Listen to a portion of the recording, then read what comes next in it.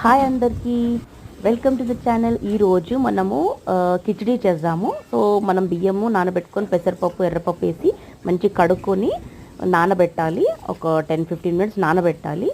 So mean while onion, ఆలుగడ్డ, పచ్చిమిర్చి, కొత్తిమీర, పుదీనా, కొంచెం సబ్జీ మసాలా వేసి మంచిగా ఆయిల్లో మంచిగా ఫ్రై చేసుకోవాలి.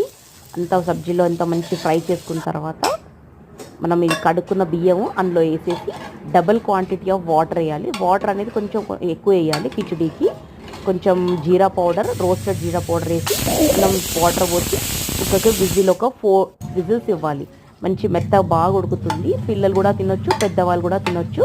సో వీక్లో ఒక 2 టైమ్స్ కిచిడీ చేసుకుంటే బాగుంటుంది, అన్ని వెజిటబుల్స్ వేసి చేస్తే.